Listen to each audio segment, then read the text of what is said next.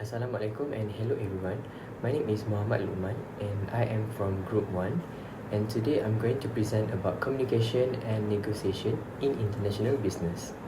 Welcome to our video presentation on cross-cultural communication and negotiation.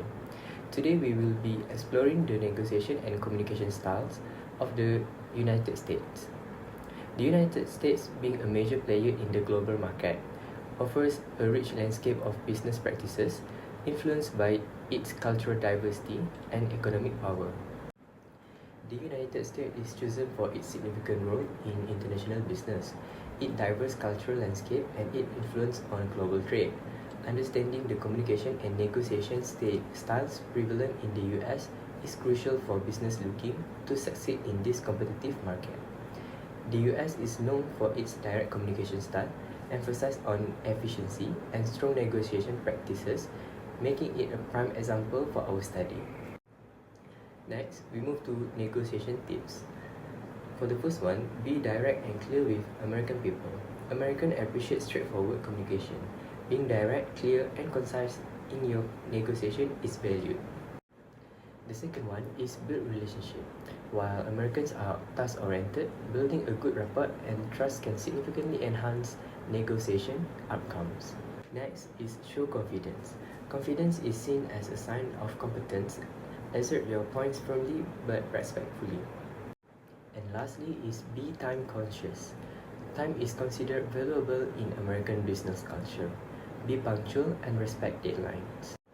Next, we move to negotiation process. The first one is preparation and research. Prior to negotiations, extensive research and preparations are conducted. This includes understanding the market, the other party's needs, and potential bargaining chips. The second one is initial contact and rapport building. Initial meetings focus on establishing rapport and trust. This can involve small talk and informal discussion to set a positive tone. The third one is presentation of proposals. Both parties present their proposals. The emphasis is on clear and logical presentation of facts and figures. Next is bargaining and counter offers. The bargaining phase involves back and forth discussions, counter offers, and adjustment to the proposals. This is where negotiation skills are put to the test. Moreover, is decision making. Decisions are made based on a combination of logic, data, and mutual agreement. The goal is to reach a win-win situation where both parties feel satisfied with the outcome. Lastly is final agreement and follow-up. Once an agreement is reached, it is formalized in writing. Follow-up meetings may be scheduled to ensure the terms are being met and to address any ongoing concerns. And that's all for me. Thank you. My name is Akmal Reza, and I will be explaining about the bargaining behavior. In the increasingly globalized world, cross-cultural management has become a critical skill for business professionals. One of the most challenging aspects on this field is navigating the diverse bargaining behaviors that different cultures exhibit during negotiation. Understanding this behavior is essential for successful business international interaction. I will explain the key elements of bargaining behavior across culture, including communication styles, decision-making processes, attitudes towards time, risk tolerance, formality, and relationship building. First one is communication style. Communication style plays a significant role in bargaining behaviors. Cultures can be broadly classified into high context and low context category. High context cultures such as Japan and China rely heavily on implicit communication, non-verbal cues, and the surrounding context to convey the meaning. In this culture, direct confrontation and explicitness are often avoided to maintain harmony and respect. On the other hand, low context cultures such as United States and Germany prefer direct, clear, and explicit communication. In this culture, straightforwardness is valued, ambiguity is minimized. Understanding these differences is crucial for avoiding misunderstanding and fostering effective negotiation. The second one is decision making processes. Decision making processes is also very significantly across cultures. In individual culture like the United States, decisions are often made quickly and independently, with an emphasis on personal responsibility and autonomy. In contrast, collectivist cultures such as those in many Asian and Middle Eastern countries prioritize group consensus and harmony. Decisions in these cultures are typically made collaboratively with input from multiple stakeholders.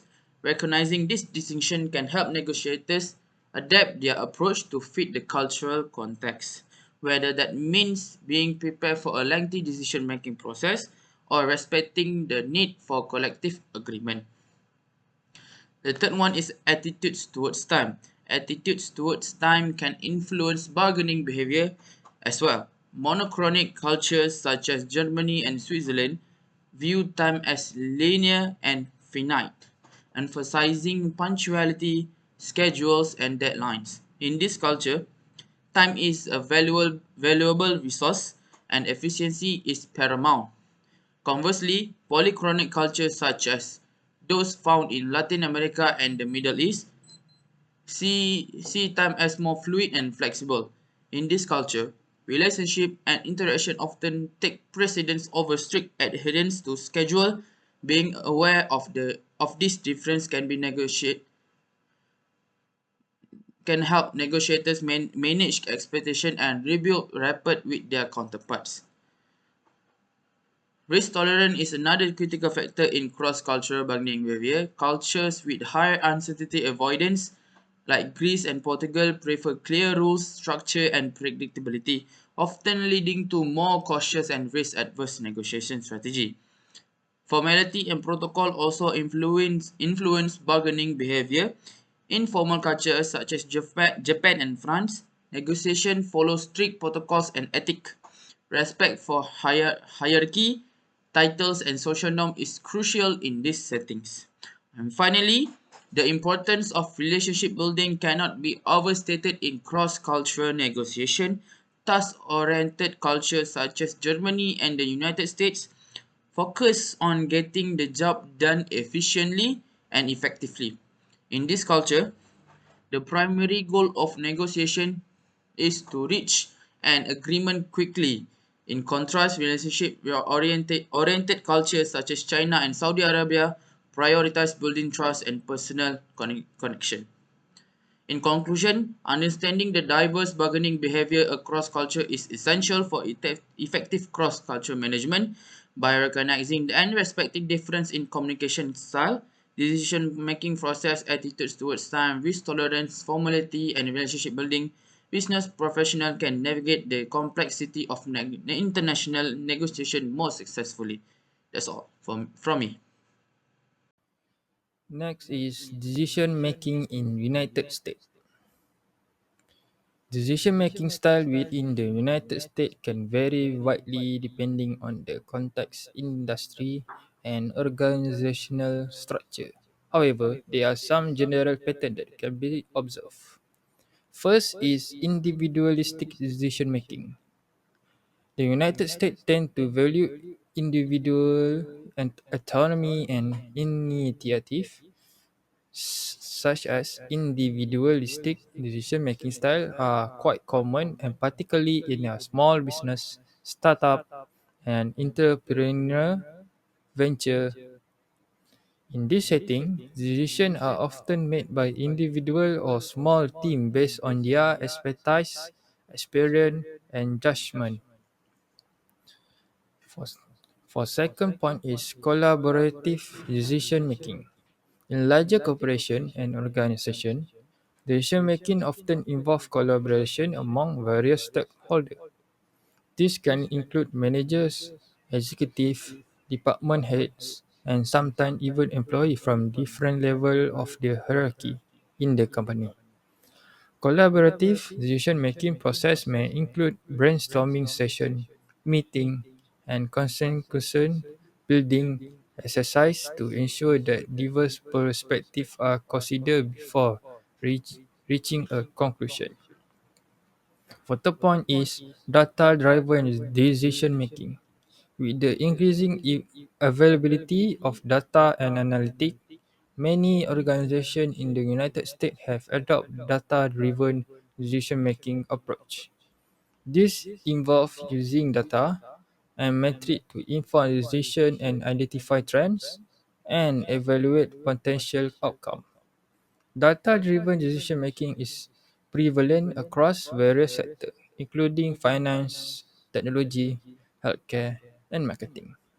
For the last point is risk-taking decision-making. The United States has a culture that often encourages risk-taking and innovation. As a result, decision makers in certain industries such as technology and finance may be more inclined to take calculated risks in pursuit of potential rewards. This risk-taking mentality can influence decision-making style by prioritizing bold initiative and unconventional strategy. For regarding the centralization versus decentralization of decision making, the United States generally leans toward a decentralized approach, especially in the private sector. Many organizations empower individual employee and terms to make decisions autonomously within their area of responsibility. This decentralization allows for greater agility, innovation, and responsiveness to local market conditions. However, it is essential to note that there are instances where decision making may be more centralized, particularly in large corporations with hierarchical structure or in government institutions. Centralization can help ensure consistency, alignment with overarching goal, and compliance with regulation. Yet, even in this case, there are often some degree of delegation and autonomy at lower level of the organization. Overall, the United States exhibit a diverse range of decision-making style influenced by factors such as organizational culture, industry norms, and the specific circumstance of each situation. Today I will discuss communication style in the USA, emphasizing both verbal and non-verbal cues and how these preferences impact negotiation outcome. In the USA, communication is typically direct and explicit. Americans value clarity and conciseness, often favoring straightforward to the point dialogue. They tend to speak in a linear, logical manner, presenting their points clearly and supporting them with evidence. This style reflects a cultural emphasis on individualism and efficiency. Verbal communication. Key verbal cues include directness, assertiveness, and politeness with a purpose. Americans prefer clear and unambiguous statement, ensuring there is no room for misinterruptions. Confident in presenting ideas and opinion for highly valued. For instance, in a business meeting, an American might say, "I believe our best course of actions is to implement this strategy immediately," instead of hedging with phrases like maybe or perhaps. While courtesy is important, it should not come at the expense of clarity. Being polite yet firm allows the speakers to convey their message efficiently without appearing weak or uncertain. For non-verbal communication, non-verbal cues are equally significant in American communication. These include body language, eye contact, and facial expression, which often complement verbal message. Consistent eye contact signifies confidence and honesty, making it a key aspect of building trust. For example, during a job interview, maintaining steady eye contact with the interviewer can convey sincerity and confidence. Expressive facial reaction convey emotion and reinforce spoken word, ensuring that the listener fully understanding the speaker's intent. Hands movement and body language support the verbal message but should be more moderate to avoid overwhelming the listener. Excessive gesturing might be seen as distraction or even aggressive. Impact on negotiation. The preference for direct and assertive communication in USA heavily influence negotiation style. Americans typically enter negotiation with a clear objective and a willingness to openly discuss terms. This can lead to efficient and effective deal making.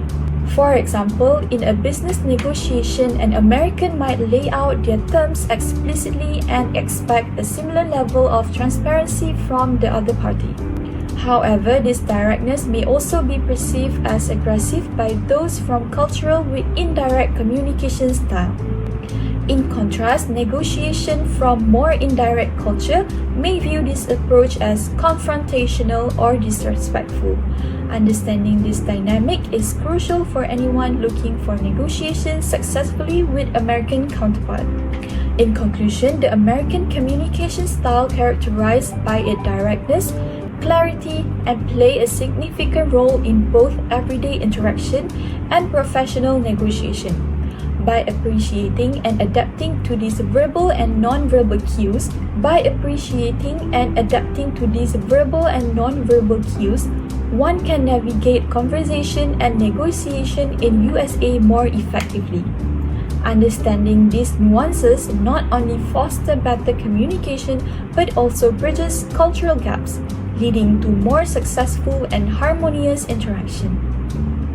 Hi guys, my name is Sid Shahnya and I'm from Group 1 from Cross Cultural Management. So for my part,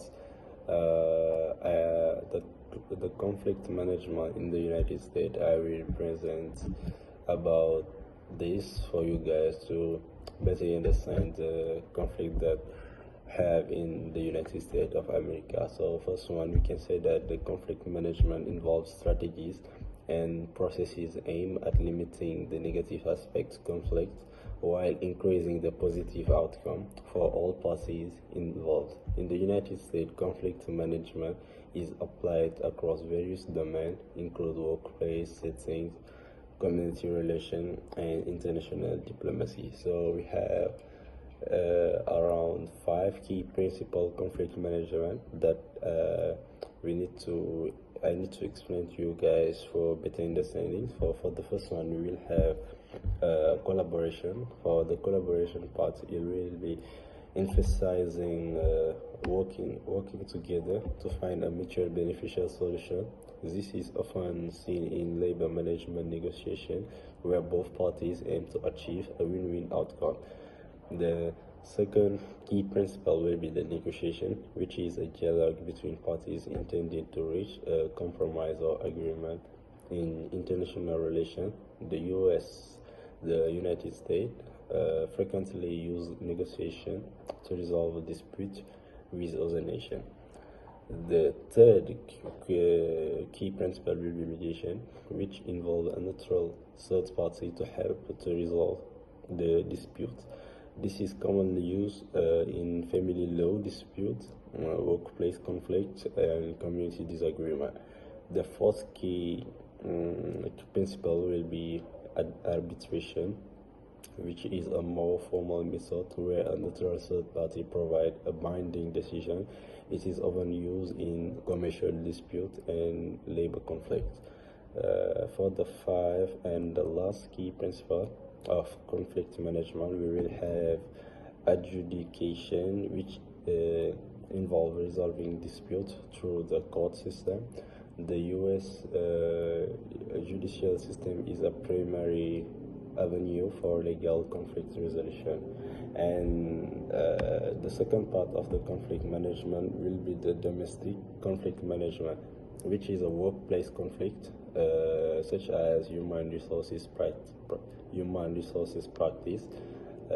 assured department, which play a crucial role in human resources practice and also in conflict management through policies that promote open communication, regular feedback, and fair treatment. To be equitable, we have conflict resolution training, which is many organizations provide the training to employ and managers to equip them with skills to handle conflict constructively. Last one for work. To summarize, American negotiation and communication style are characterized by directness, assertiveness, and efficiency. These traits foster transparency and quick decision making, essential for successful business interaction. Understanding and adapting to this style is crucial for international business professionals to effectively navigate cross-cultural negotiation. Applying this insight can enhance global businesses' relationship by balancing directness with cultural sensitivity, ensuring more effective and respectful interaction across diverse cultural contexts.